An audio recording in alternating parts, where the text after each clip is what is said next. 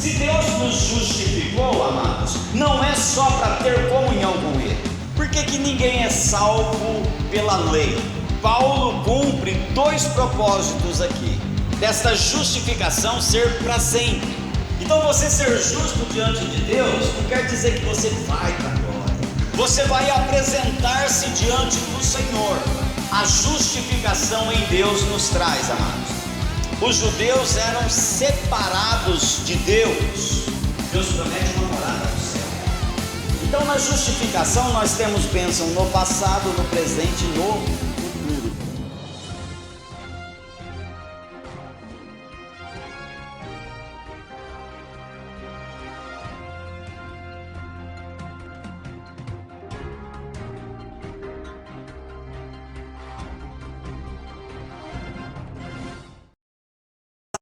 Abra sua Bíblia na carta que foi escrito aos Romanos, capítulo de número 5.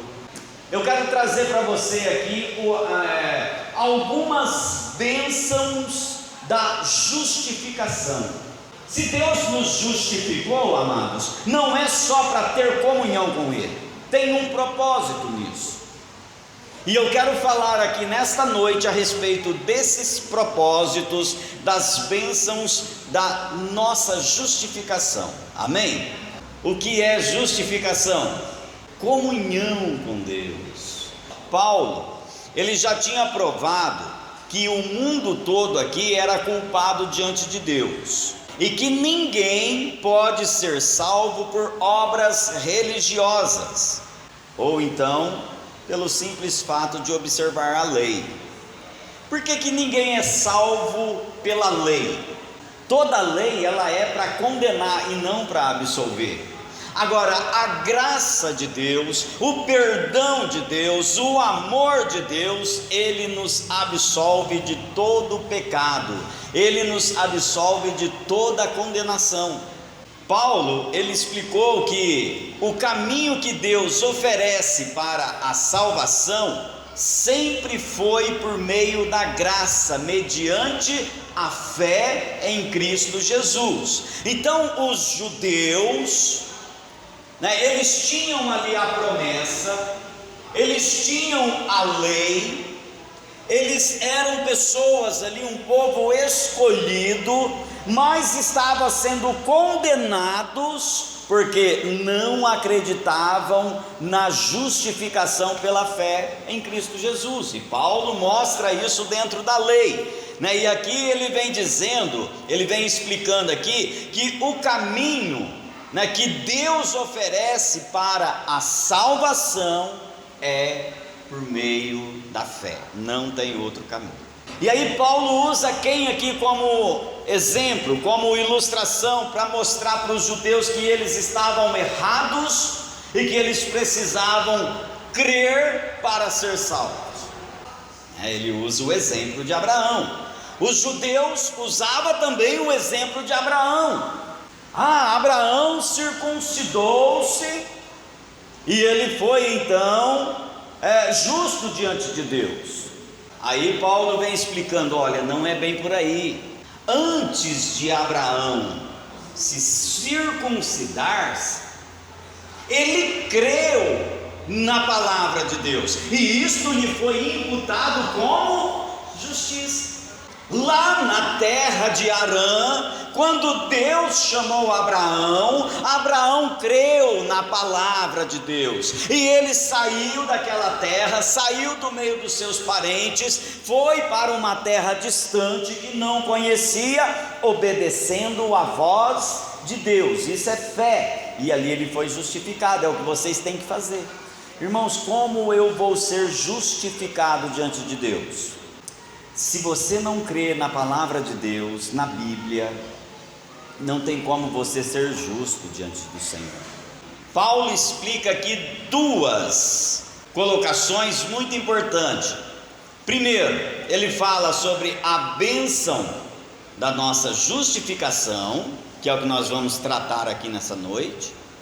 E depois aí o restante do capítulo, do versículo 12 até o 21, ele vem falando aí sobre a base para a nossa justificação. Agora, qual é então as bênçãos da nossa justificação? Olha só. Primeiro, mostrar como é maravilhoso ser crente.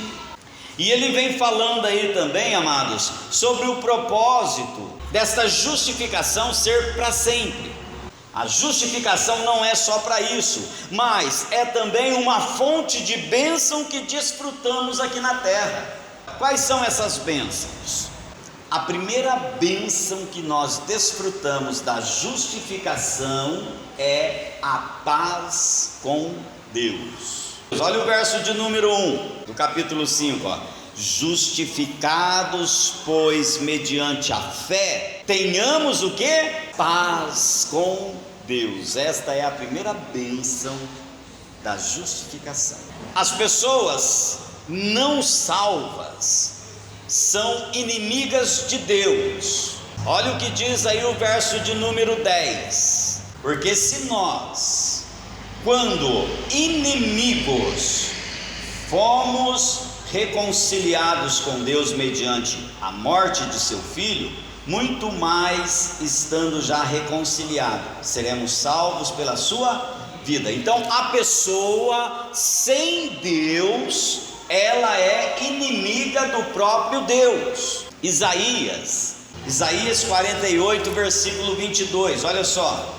Para os perversos, todavia, não há paz, diz o Senhor.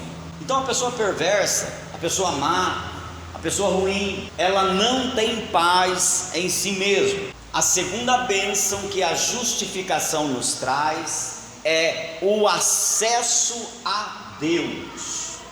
Você tem paz com Deus, você tem acesso a Deus. Os judeus eram separados de Deus pelo véu do templo. Lá no Santo dos Santos era somente o sumo sacerdote que podia entrar. Olha que tristeza, né, irmãos?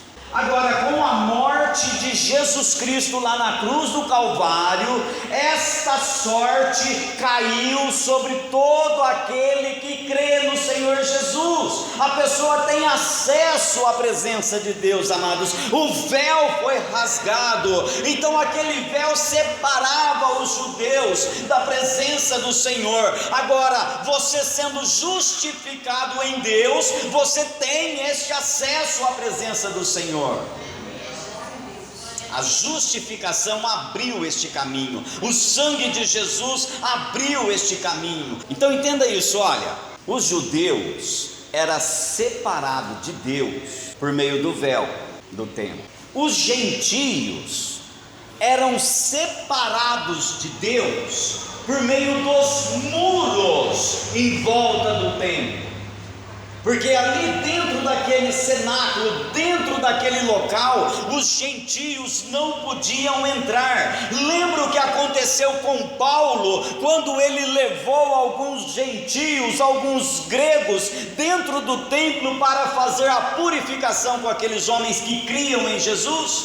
Gritaram ali, os judeus gritaram: este homem está profanando o templo, porque ele tem trazido gentios para dentro deste templo.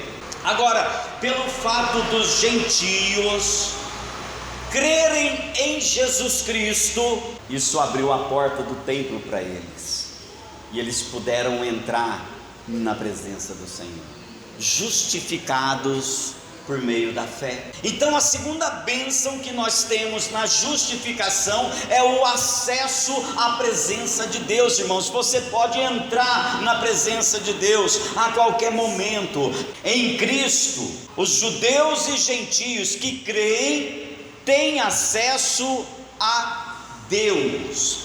Abra a tua Bíblia lá em Efésios capítulo de número 2, versículo 18. Diz assim, ó: porque por Ele ambos temos acesso ao Pai em um Espírito. A justificação indica a nossa posição, enquanto que a santidade indica a nossa condição diante de Deus. Terceira bênção que nós temos sobre a justificação em Deus, quando nós somos justificados no Senhor: a esperança gloriosa. Quer ver? Olha o versículo de número 2 do capítulo 5 de Romanos, a parte B do versículo, diz assim, ó: a esta graça na qual estamos firmes e gloriamo-nos na esperança da glória de Deus. O que você espera? Você serve a Deus, você vem para a igreja, para quê? Se você vem para a igreja pensando em ter carro, casa, fazendas, riquezas, irmão, você está perdendo seu tempo. Deus não promete nada disso na Bíblia para você. Deus promete uma morada no céu. E ali a Bíblia diz assim que não haverá choro, não haverá ranger de dente, ali não haverá dor, ali não haverá pranto, ali não haverá luto. Deus enxugará dos seus olhos todas as lágrimas, né? Falamos sobre isso aí domingo. Então, o que nós viemos fazer na igreja? Nós viemos nos preparar para aquilo que Deus tem preparado para nós. A paz com Deus vem falando aí do passado. A segunda bênção, que é o acesso a Deus, vem falando do presente agora que nós estamos. E a esperança gloriosa vem tratando aí do futuro. Então, na justificação nós temos bênção no passado, no presente e no futuro. Por isso que a justificação, ela é eterna, para sempre. Ela abrange, né, o passado, o presente e o futuro. Lembra que eu falei isso daí há algumas quarta-feiras atrás aí? Quando éramos pecadores, não tínhamos do que se orgulhar, pois estávamos destituídos da glória de Deus. Agora hoje você tem em que se orgulhar. Você é chamado de filho de Deus. Quarta bênção da justificação: o caráter cristão. A justificação trabalha no nosso caráter, irmãos. Olha o que Paulo diz aí no versículo de número 3 e verso de número 4. E não somente isso, mas também nós nos gloriamos na própria tribulação, sabendo que a tribulação produz perseverança, e a perseverança experiência, e a experiência esperança. Ora, a esperança não confunde, porque o amor de Deus é derramado em nosso coração pelo Espírito Santo, que nos foi outorgado. A bênção da justificação, ela trabalha no nosso caráter.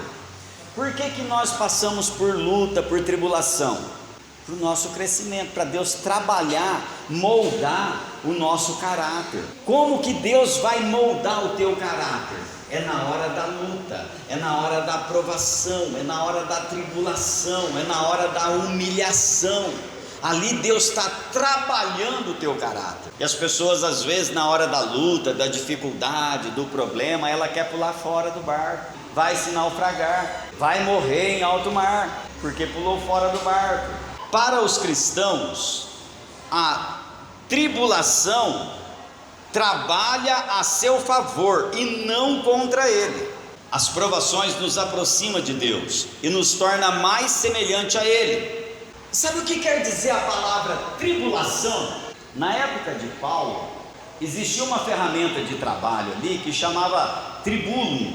E o que era esse tribulum? Era um pedaço de madeira pesada, cheia de pontas de metal, e essa ferramenta era usada para debulhar os cereais. Então passava-se aquele pedaço de madeira cheio de pontas de metal em cima do cereal, e aquele metal enroscava nas palhas dos cereais, ia arrancando toda a palha e ficava só o cereal ali no chão. Essa ferramenta chamava tribulum, e é daí que vem então a palavra tribulação, porque o propósito da tribulação é tirar toda a palha da tua vida. Qual é a quinta bênção da justificação?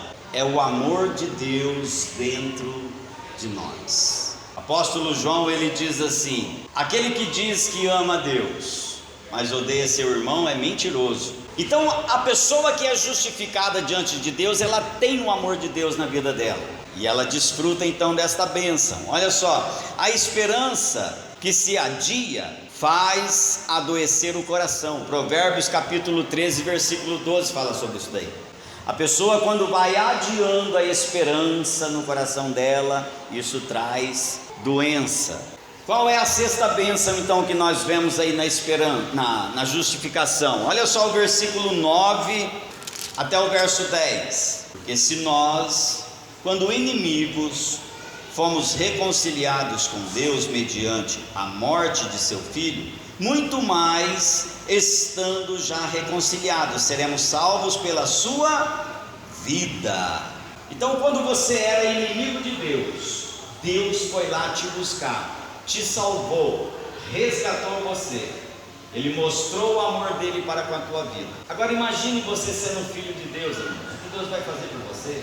Então nós vemos aqui no versículo de número 9 e 10, a bênção da salvação da ira vindoura. Deus nos livrou da ira que virá sobre a humanidade. Essa daí então é a sexta bênção da justificação. Você foi livre da ira vindoura sobre a humanidade. A sétima bênção da justificação é a reconciliação com o Senhor. Versículo de número 11 do capítulo 5. E não apenas isto, mas também nos gloriamos em Deus por nosso Senhor Jesus Cristo, por intermédio de quem recebemos agora a reconciliação. Pelo fato do homem fazer guerra contra Deus, rejeitar a Deus, renunciar a Deus, Deus faz guerra com eles. Não é Deus quem declara guerra contra os homens, mas é os homens que declaram guerra contra Deus. Antes, Deus enviou seu Filho como pacificador, não para fazer guerra, para que os homens fossem reconciliados com Deus. Deus deu seu Filho para morrer no nosso lugar.